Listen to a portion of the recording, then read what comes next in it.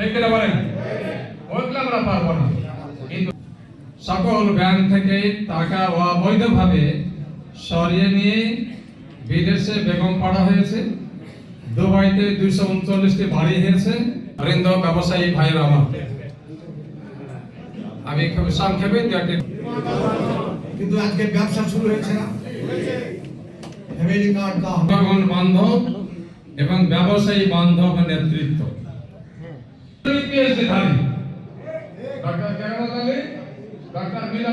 সরকার নাই, কিন্তু যারা নিজেরা মনে মনে ভাবছে যে হ্যাঁ বলতে পারবেন জামাতের মেয়র আপনাদের কাছ থেকে চাঁদাবাজি করেছে। অনুষ্ঠানের সম্মানিত প্রধান অতিথি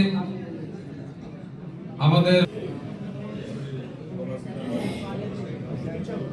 জাতীয় সংসদ নির্বাচনে যিনি ভিত্তিক সমাজ থাকে, কিন্তু যখন কলিষ্টদের থাকে না, যখন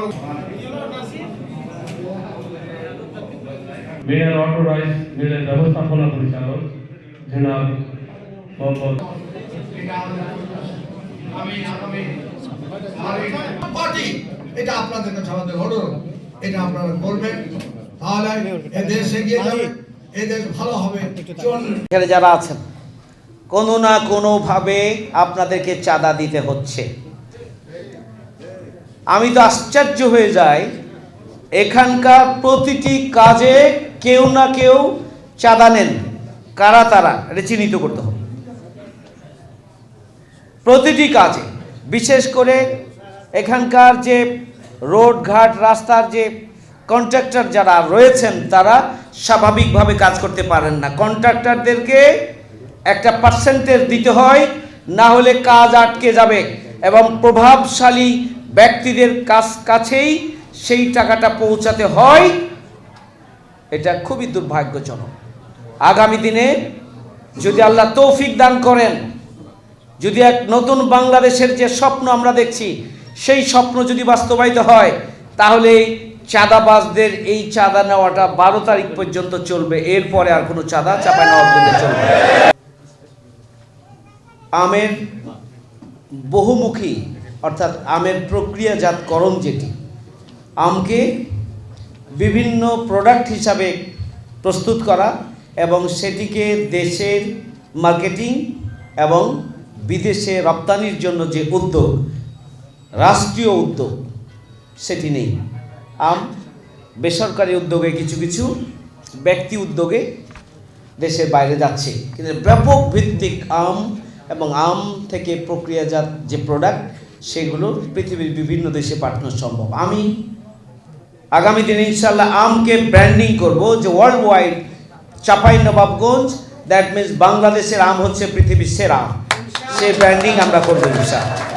এটা রাজশাহী থেকে সোনা মসজিদ এবং পুরো এটা আসলে 6 লেন রাস্তা হওয়া উচিত এবং এখানে আমদানি এবং রপ্তানির ক্ষেত্রে এলসি সহ যে সমস্ত জটিলতাগুলো রয়েছে বিভিন্ন পোর্টের সাথে, সেই জটিলতাগুলো দূরীকরণের জন্য আগামী দিনে বিশেষ গুরুত্বের সাথে পদক্ষেপ গ্রহণ করা হবে। যদি রাস্তাটা 6 লেন হয় তাহলে এখানে অ্যাক্সিডেন্ট বন্ধ হবে এবং আমাদের এই স্থল বন্দরের যে যাওয়া আসা পণ্য আমদানি রপ্তানি, আমরা আমদানি করি বেশি, রপ্তানি কম।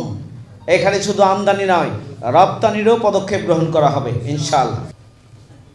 কৃষিভিত্তিক চাঁপাইনবাবগঞ্জ,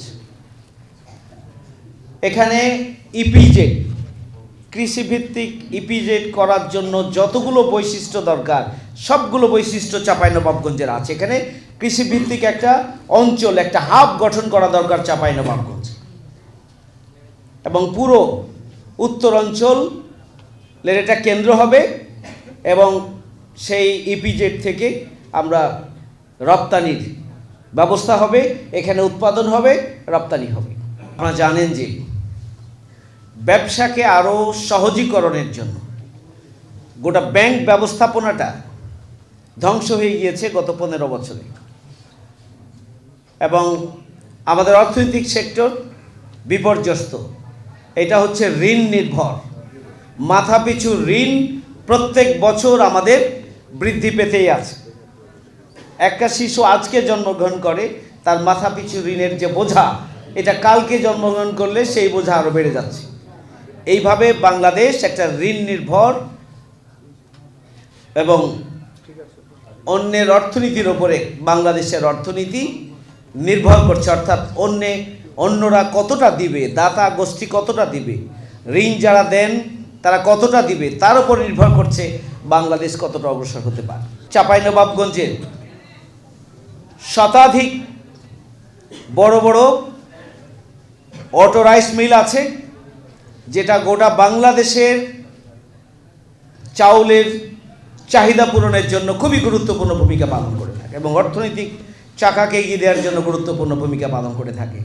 এটাকে আরও বাস্তবসম্মত, কার্যকর এবং এই ধরনের ঝুঁকিপূর্ণ যে পরিস্থিতির কারণে ঝুঁকিপূর্ণ হলো, এটা উচিত ছিল যে সরকার যদি এদেরকে নিয়ে আলাদাভাবে বসে কিভাবে তাদেরকে মুক্ত করা যায়, কিভাবে তাদের ব্যবসাকে আবার রান করা যায়, ব্যাংকগুলো আরও দায়িত্বশীল ভূমিকা রেখে এই ব্যবসায়ীদেরকে ব্যবসা রানের মধ্যে ব্যবসার চালু রাখার জন্য সহযোগিতা করতে পারত।